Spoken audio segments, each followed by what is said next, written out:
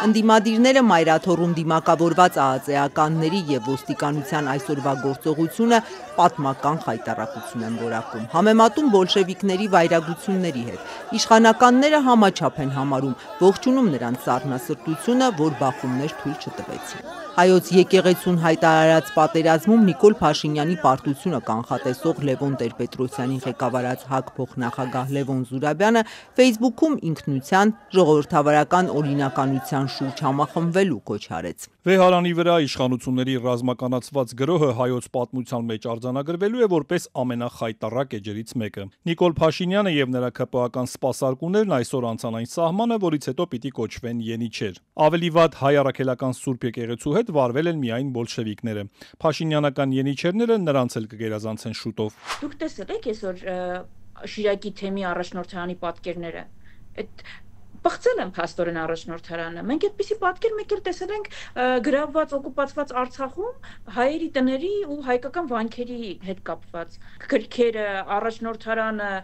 մասունքները։ Վեհարանում Միքայել Աճապահյանի կողքին գտնվող փաստաբան Միհրան Պողոսյանն ասում էր, հարցաքննության կամ այլ գործողություն իրականացնելու համար իրավապահները կապ չեն հաստատել Շիրակի թեմի առաջնորդի հետ։ Դիմակավորված իրավապահները նախ Գյումրիի առաջնորդարան էին գնացել։ Ավելի ուշ պարզվեց Սրբազանը մայրաթոռ Սուրբ Էջմիածնում է։ Իշխանականները հայտարարում էին, թե կաթողիկոսն է նրան թաքցնում, դրանով, ինչպես ազգային ժողովի փոխխոսնակ Ռուբեն Ռուբինյանն էր գրել, հեղաշրջման բացահայտ կոչերի պատասխանատվությունը վերցնելով իր վրա։ Փաստաբան Միհրան Պողոսյանի խոսքով Աճապահյանը մայրաթոռում այսօր քահանաների ժողովը պիտի նախագահեր։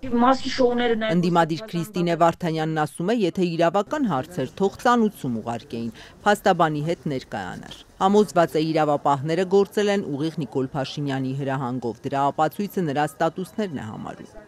Եթե որևէ կասկած կա, որ սա տեղի ունենում Փաշինյանի ուղիղ հրահանգավորմամբ,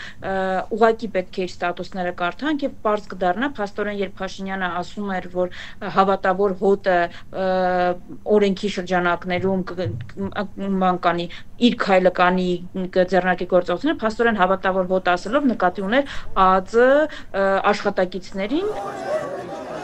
Իշխանական ՔՊ-ի պատգամավոր Հասմիկ Հակոբյանը համաչափ է համարում իրավապահների այսօրվա գործողությունը։ Իշխանությունը զավթելու կոչերը arczepiskopos-ը 6 օր առաջ վերահաստատել է։ Իշխանության փաստարկներից մեկն էլ սա է, բայց Սրբազանի փաստաբանը պնդում է, մինչ այդ վերահաստատումն է գործը հարուցվել, գրեթե 1.5 տարվա մի հարցազրույցի առիթով։ Իշխանությունը զուգահեռներ է անցկացնում ահաբեկչության մեղադրանքով կալանավորված Բագրատ arczepiskopos Գալստանյանի գործի հետ։ Դատարանի որոշում չկա, բայց Բագրատ Սրբազանին կալանավորելուց առաջ քննչականի հրապարակածը իշխանական պատգամավորն այնքան հիմնավոր ապացույց է համարում, որ դրա ավարտից հետո էլ չի պատկերացնում, թե իրենց վստահությունը կերերա։ Եվ եթե իրավապահ համակարգը այս ապացույցները ձեռք բերելուց հետո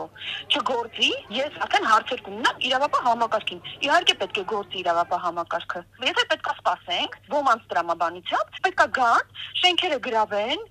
ջուլեն մեզ պատերից, նոր բռնենք։ Այ հիմա հաստատ ապացույցը կա, հաստատ ջուլել են, այսպես է կանխվում, բա ոնց է կանխվում։ Ինչ վերաբերում է փաստաբան Միհրան Պողոսյանի պնդումներին, չհամեմատենք կանխված տերորիզմը ու իրավապահ համակարգի միգուցե ենթադրյալ չներկայացնելը ծանուցում։ Իսկ եթե իրավապահ համակարգը որոշակի ընդհանրակարգեր չի պահել, հանգիստ եղեք, դրան երբս անդրադարձումներ կլինեն, լինում են։ Երբ հայ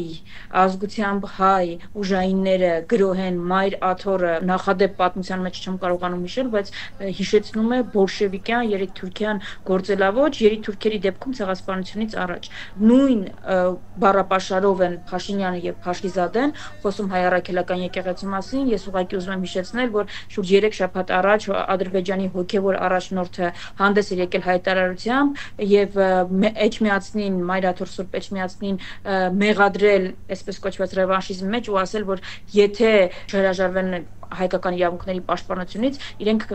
քայլեր են ձեռնարկելու։ Գիտեք, շատ տարօրինակ է ինչպես է Փաշինյանի թիրախները միշտ համընկնում Ադրբեջանի ու Թուրքիայի թիրախներին։ Նախ երիտթուրքերի հետ դաշնակցությունն ա եղել դաշնակից, այնպես որ թող մեզ ինչ որ գործողություններում մեղադրելուց առաջ իրենց պատմությունը նայեն։ Նիկոլ Փաշինյանի թիմակիցներն օրվա ընթացքում չէին մոռանում Գարեգին II-ին, որին այլևս նրա աշխարհիկ անունով են կոչում Կտրիչ Ներսիսյան։ եւ մի շարք մեղադրանքներ ուղղում։ Ինչպես ազգային ժողովի փոխխոսնակ Ռուբեն Ռուբինյանն է Facebook-ում գրել, Մայր աթոռը դարձրեց ռազմական հեղաշրջման կոչ անողների, մարդ գյուլլողների, ավտոբուս վարողների, ռոբասերժական թալանչիների եւ լևոնական աղանդավորների հավաքատեղի։ Այսօր չեմ պատասխանի հարցին, խնդրում եմ մի հետապնդեք ինձ։ Մինչ իրավապահները վեհարանում էին, վարչապետը լռեց, խոսեց հեռավար Facebook-յան գրառմամբ իրավապահների գործողությունից եւ Աջապահյանի էջմիածնից հեռանալուց հետո։ Վերահաստատեց չի նահանջելու Մայր աթոռը քրիստոնեաբար ազատելու մտքից։